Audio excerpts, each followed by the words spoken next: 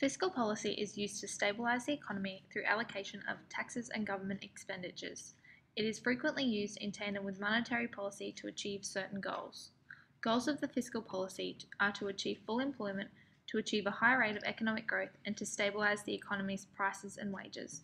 It relates to the government's decision to spend more or less than it receives. When government spending is greater than tax revenue, then there is a deficit. The deficit is the difference between the spending and tax revenue. An accumulation of these deficits is the government's debt. A budget surplus is when the government's tax revenue is greater than their spending. The actual surplus is the difference between tax revenues and government expenditures.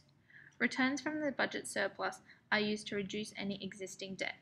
When expenditures are equal to the tax revenue, then there is a balanced budget for that year. Fiscal policy influences savings, investment, and growth in the long run. In the short run, it directly affects the aggregate demand. There are two main macroeconomic effects from the change in government purchases: the multiplying effect and the crowding out effect. Government purchases are thought to have a multiplying effect on aggregate demand. Every dollar spent by the government increases the demand for goods and services by more than $1. The multiplying effect refers to the additional shifts in aggregate demand. Expansionary fiscal policy raises income and therefore raises consumer spending. The opposite of the multiplying effect is the crowding out effect. An expansionary fiscal policy causes the RBA to increase interest rates and therefore reduces investment spending. This shifts the aggregate demand curve to the left and is known as the crowding out effect. Taxation and the welfare system are fundamentally the automatic stabilizers within the economy. Stabilizers stimulate aggregate demand when the economy experiences a recession or boom.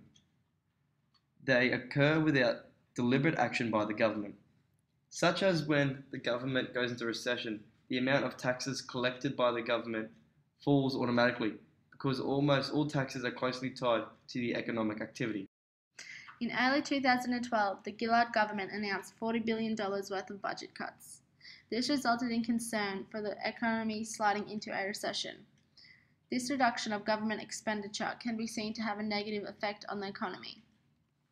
With the significant decrease in government expenditure, a contractionary fiscal policy is being implemented, which in the short run will result in a fall of aggregate demand. Consequently, because of the estimated amount of budget cuts set to occur, aggregate demand will be impacted severely, and this will cause a major decrease in the production of various goods and services, thus leading to an overall rise in unemployment. In the short run, this will lead the economy into a recession, as many other economists have predicted.